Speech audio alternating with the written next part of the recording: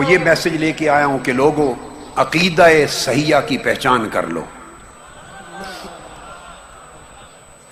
صحیح عقیدے کی پہچان کروانے کے لیے لایا ہوں. یہ میرا دوسرا مقصد ہے، تاکہ پتہ چلے کہ صحیح عقیدے کی پہچان کیا ہے. حضور نبی اکرم صلی اللہ تعالی علیہ وآلہ وسلم نے قرآن اور حدیث کے ذریعے جو پہچان ہمیں عطا کی، یاد رکھ لیں اس کے کچھ بنیادی اصول ہیں.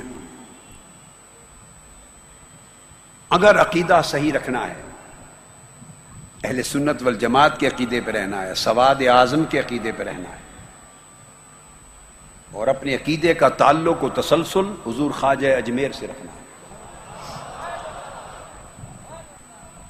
حضور سرکار غوث العظم شیخ عبد القادر جیلانی سے رکھنا ہے، حضرت شاہ نقشبند سے رکھنا ہے، حضرت مجدد الفسانی سے، حضرت شیخ سورورد سے، حضرت امام ابو الحسن الشاذلی سے، شیخ احمد سید الرفاعی سے، اولیاء سے رکھنا ہے، اور اکابر ائمہ علماء اعلام سے رکھنا ہے. اعلی حضرت مولانا شاہ احمد رضا خان بریلوی رحمہ اللہ تعالی سے رکھنا ہے، حضرت شاہ ولی اللہ محدث دہلوی سے رکھنا ہے، حضرت شاہ عبد العزیز محدث دہلوی سے رکھنا ہے، حضرت شیخ عبد الحق محدث دہلوی سے رکھنا ہے، حضرت مجدد الفسانی سے رکھنا ہے، امام سیوطی سے رکھنا ہے، امام قسطلانی سے رکھنا ہے، امام عسقلانی سے رکھنا ہے، حضرت امام یوسف بن اسماعیل نبہانی سے رکھنا ہے جو عالم عرب کے اعلی حضرت تھے ایک ہی زمانے میں، اور میرے وہ ایک واسطہ سے استاد ہیں. امام نبہانی بھی میرے ایک واسطہ سے استاد ہیں، مجھ میں اور امام یوسف بن اسماعیل نبہانی میں صرف ایک استاد ہیں، شیخ حسین بن احمد اسیران. میں ان کا پوتا شاگرد ہوں امام نبہانی کا. شیخ حسین بن احمد اسیران براہ راست امام نبہانی کے شاگرد، لبنان کے ہیں میرے وہ استاد، بیروت لبنان کے. اسی طرح اعلی حضرت مجدد دین و ملت حضرت شاہ احمد رضا خان رحمہ اللہ تعالی، وہ بھی میرے دادا استاد ہیں، میں ان کا دادا، ان کا پوتا شاگرد ہوں. ان میں اور میرے درمیان صرف ایک استاد ہیں.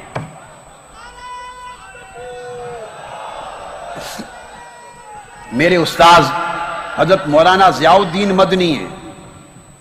1963 میں نے باب عبد المجید کے سامنے جب ان کا گھر تھا تو تلمذ اختیار کیا، اور وہ اعلی حضرت کے براہ راست شاگرد اور خلیفہ.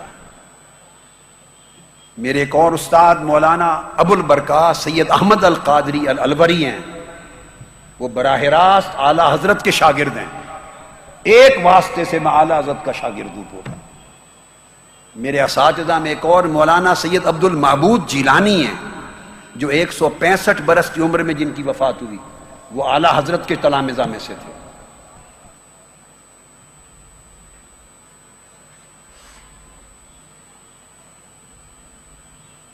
تو میں عرض کر رہا تھا کہ پھر قاضی ایاز سے تعلق رکھنا ہے، امام غزالی سے تعلق رکھنا ہے، امام رازی سے تعلق رکھنا ہے.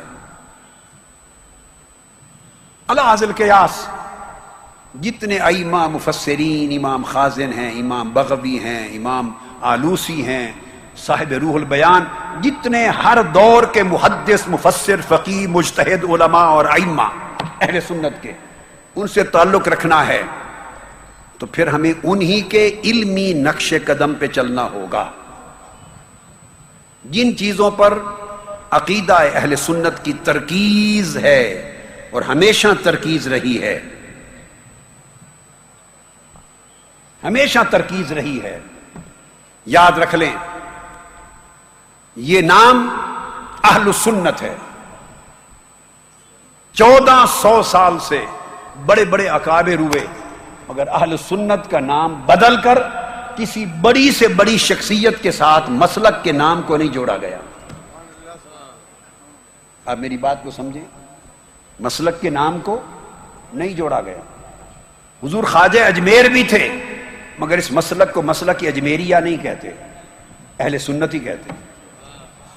خواجہ نظام الدین اولیاء بھی تھے، قطب الدین بختیار کاکی بھی تھے، داتا گنج بخش علی حجویری بھی تھے، مگر عقیدہ اہل سنت ہی رہا، مسلک حجویریہ نہیں بنا، مسلک نظامیہ نہیں بنا، مسلک نبہانیہ نہیں بنا امام نبہانی سے، مسلک سیوطیہ نہیں بنا امام جلال الدین سیوطی سے. آپ میری بات کو سمجھ، مسلک اسقلانیہ نہیں بنا، مسلک قسطلانیہ نہیں بنا، امام عینی سے مسلک عینیہ نہیں بنا، قاضی ایاز سے مسلک ایازیہ نہیں بنا. امت میں بڑے بڑے اکابر ائمہ آئے، محدثین آئے، مفسرین آئے، تاریخ بھری پڑی ہے روشن ستاروں سے، مگر اہل سنت کا ایک وتیرہ رہا، بڑی سے بڑی کسی شخصیت کے نام پر مسلک کو معنون نہیں کیا. حضور علیہ السلام نے فرمایا تھا ما انا علیہ و اصحابی، مسلک عقیدہ وہ جس پر میں اور میرے صحابہ، میں سے مراد حضور کی سنت اور صحابہ سے مراد جماعت صحابہ. یہ نام آقا علیہ السلام نے رکھ دیا تھا اہل السنت والجماعہ. اب قیامت تک اس مسلک کا نام بدلنا حضور کے رکھے ہوئے نام سے انحراف کرنے کے مترادف ہے، آقا علیہ السلام سے انحراف کرنے کے مترادف ہے. اگر آپ یہ کرنا شروع کر دیں، نسبت اساتذہ جو چاہیں آپ کے ہوں میرے بھی ہیں، شیوخ جو چاہیں جس سلسلے سے چاہیں منسلک ہوں، جس مدرسہ میں چاہیں پڑھیں، میں اصول سمجھا رہا ہوں آپ کو.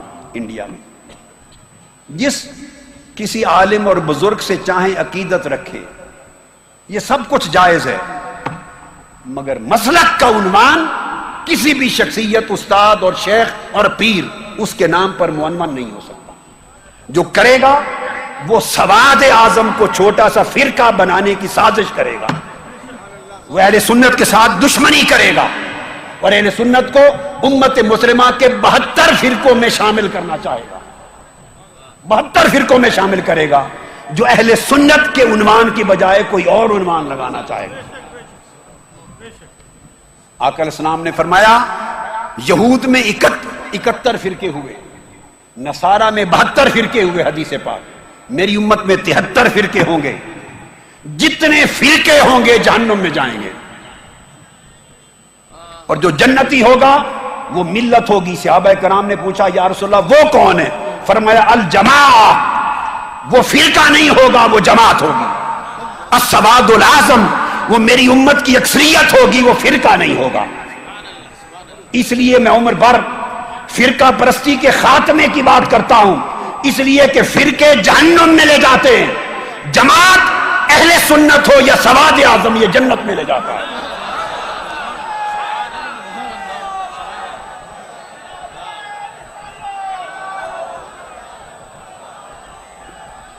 میرے اساتذہ میں اعلیٰ حضرت مولانا شاہ احمد رضا خان رحمۃ اللہ تعالی علیہ بھی ہیں ایک واسطے سے. میرے اساتذہ میں حضرت مولانا عبدالحی بحر العلوم مولانا عبدالحی فرنگی محلی بھی ہیں، حضرت مولانا عبد الباقی محدث لکھنوی کے طریق سے. تو میں اگر اساتذہ کے نام سے ہم مسلک رکھنے شروع کر دیں تو پھر میں لکھنوی بھی کہلاؤں، کوئی دہلوی کہلائے.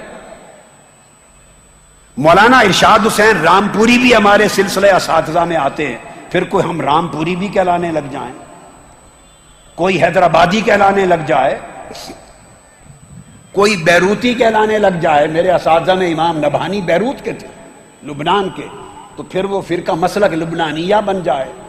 ہمارے اساتذہ میں امام محمد بن جعفر الکتانی ہیں جو امام نبہانی اور اعلیٰ حضرت کے بھی شیخ ہیں، اعلیٰ حضرت کے شیخ ہیں. اب میری بات سمجھیں، تو پھر ہم مسلک کو مسلک کی تانیہ کہہ دیں. شیخ محمد المکی الکتانی شیخ محمد الفاتح الکتانی ہیں، فاس کے اکابر ہیں، شنقیط کے اکابر ہیں، مکہ اور مدینہ کے اکابر ہیں، محدثین ہیں جگہ جگہ کے. تو اگر ہم اپنے مشائخ اور بزرگوں کے نام پر مسلک کو ان کی طرف منسوب کرنے لگ جائیں تو یہاں 1000 مسلک کھڑے ہو جائیں گے اور اہل سنت دفن ہو جائے گا. لہذا اہل سنت کی پہچان کے لیے میری پہلی نصیحت یہ ہے ہند والو کہ مسلک کی کوئی نسبت کسی شخصیت کی طرف نہ کریں، نہ کسی مدرسہ کی طرف کریں، نہ کسی پیر کی طرف کریں، نہ کسی خانوادے کی طرف کریں، نہ کسی شہر کی طرف کریں. مسلک کی نسبت صرف مصطفیٰ کی طرف اور جماعت صحابہ کی طرف رہے گی.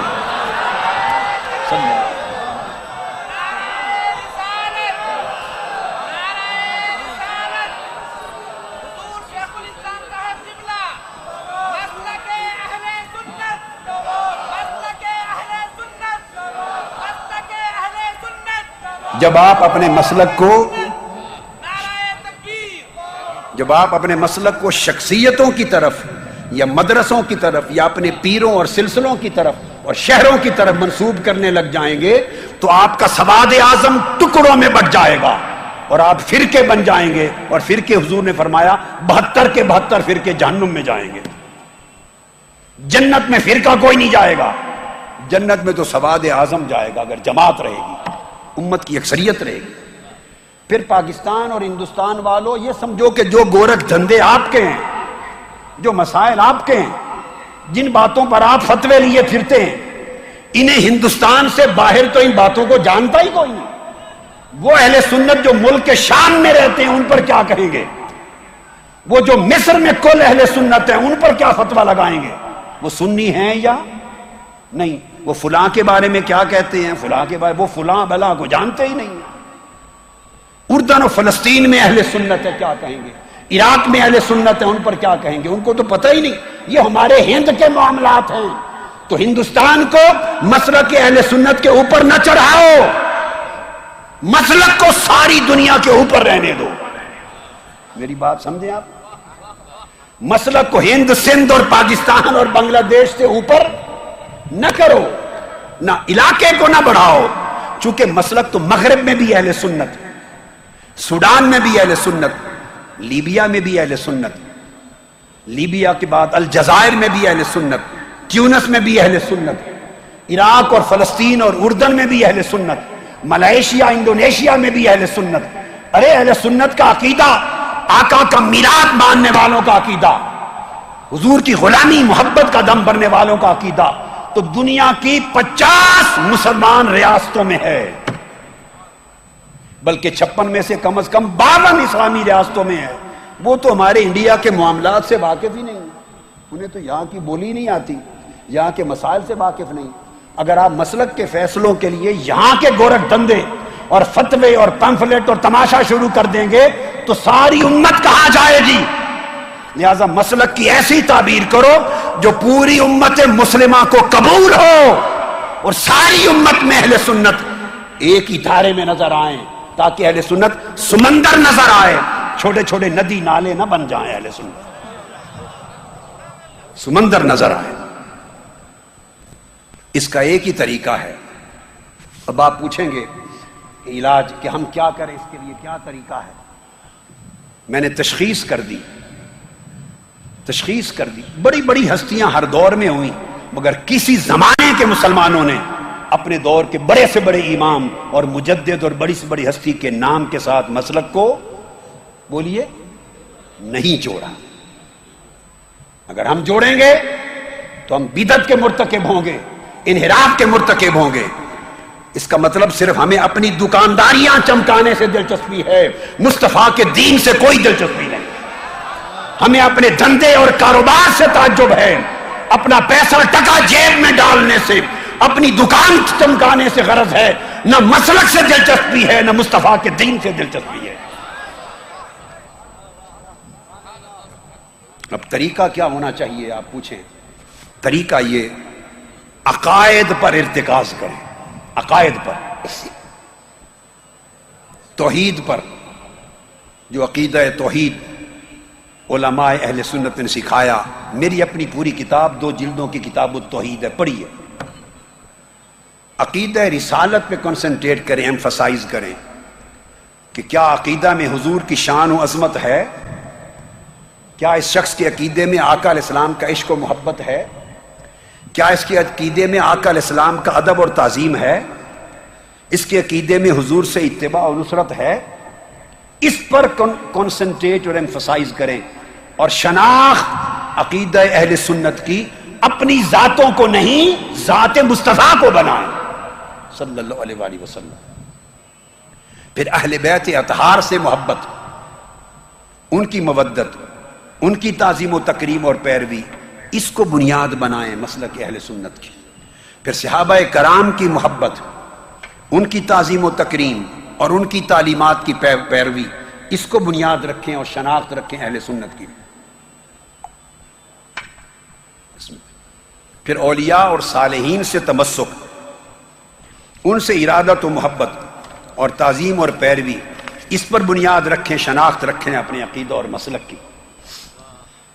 پھر ائمہ فقہ سے رکھیں، مذاہب فقہ میں کسی ایک کی تقلید کریں.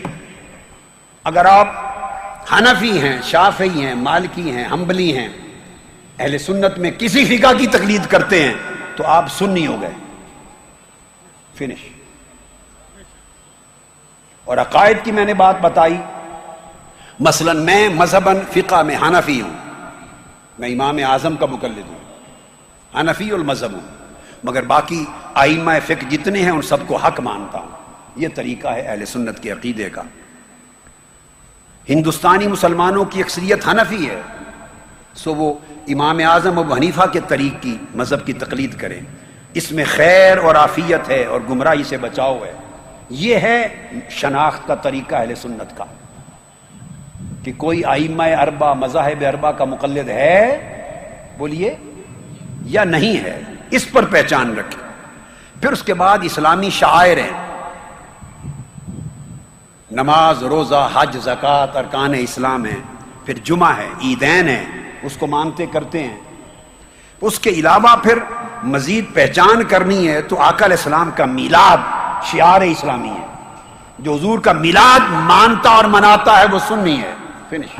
موٹی بات رکھیں. ہمارے یہاں پرابلم یہ ہے کہ ہم یہ سمجھتے ہیں، مثلا میں اگر یوں سمجھوں کہ کوئی حضور کا میلاد بھلے مانے یا نہ مانے، اگر مجھے نہیں مانتا تو وہ سنی نہیں ہے. یہ کہاں کا قاعدہ ہے؟ یہ کہاں کا قاعدہ ہے؟ میں کہوں گا اللہ کے بندے مجھے لاکھ بار نہ مان، میرے ماننے نہ ماننے سے کچھ فرق نہیں پڑتا، مصطفیٰ کے میلاد کو مان. یہ فیصلہ ہے سنیت کا. بھئی آپ ہیں، میں ہوں، یہ ہے، یہ تو عالم ہیں، علماء ہیں، مفتی ہیں، عالم ہیں. اور علماء کے درمیان علمی مسائل میں ہزارہ اختلاف ہوتے رہے، ہوتے ہیں، ہوتے رہیں گے. کوئی کسی کو مانتا ہے، کوئی نہیں مانتا، کوئی کسی کو جانتا ہے، نہیں جانتا. بھئی آپ کے اور میرے ماننے نہ ماننے سے کسی کے مسلک پہ رتی برابر کوئی فرق نہیں پڑتا. اگر میں کہہ دوں کہ فلاں سنی نہیں ہے، میرے کہہ دینے سے کسی کی سنیت کا بال بیکا نہیں ہوتا. اور کوئی اور عالم ہندوستان کا یا پاکستان کا کہہ دے کہ فلاں سنی نہیں ہے، وہ فلاں سنی نہیں ہے، یہ کہہ کے کھپ کے گلا بیٹھ جائے اس کا، کسی کی سنیت پہ گرتی برابر اثر نہیں ہوتا.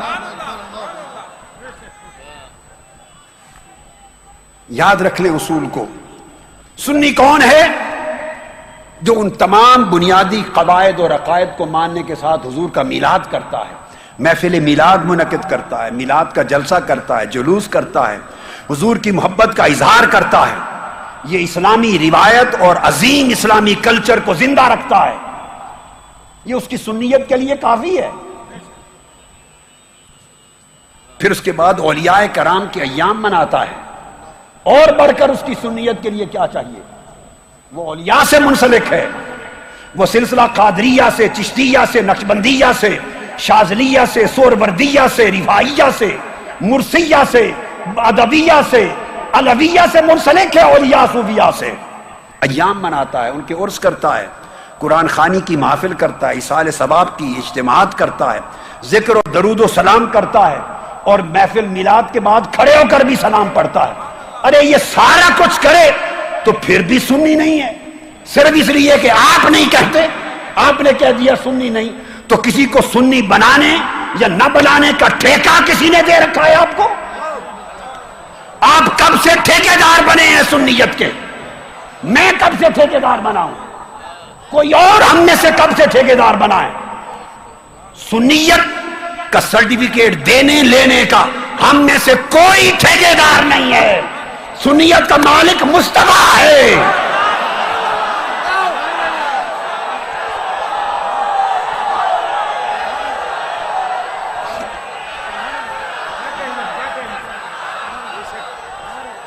جو مصطفیٰ کی بارگاہ میں مقبول ہے وہ سنیت کا امام ہے. جو مصطفیٰ کی بارگاہ سے راندہ گیا، رد ہو گیا، وہ بے ایمان ہے. دیکھو کہ اس بندے کی محبت آقا سے کیا ہے، حضور کی نوکری کیا ہے، عقیدہ حضور سے کیا ہے، صحابہ سے کیا ہے، اہل بیت سے کیا ہے، اولیاء سے کیا ہے، امام اعظم سے کیا نسبت ہے. یہ بنیادی دیکھنے کی یہ باتیں. پھر میلاد اور عرس بھی آ گئے، سلسلہ طریقت سے منسلک ہے. تو یہ وہ بنیادی چیزیں ہیں.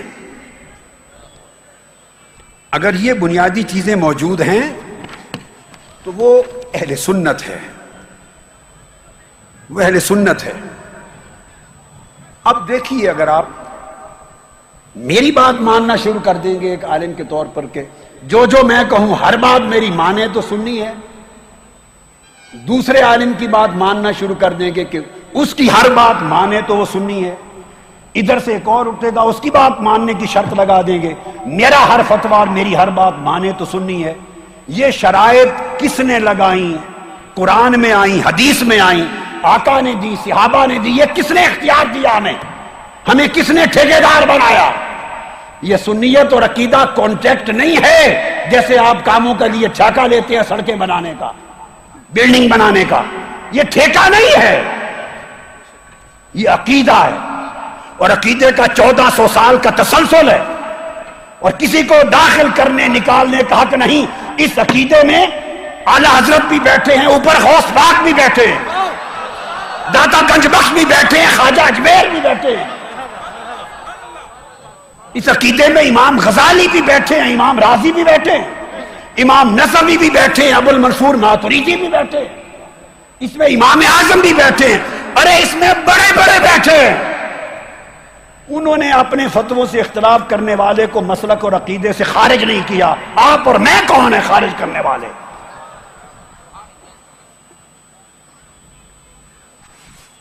کسی کو اسلام میں داخل کرنا، خارج کرنا، یہ حق میرا نہیں ہے، آپ کا نہیں ہے، کسی کا نہیں.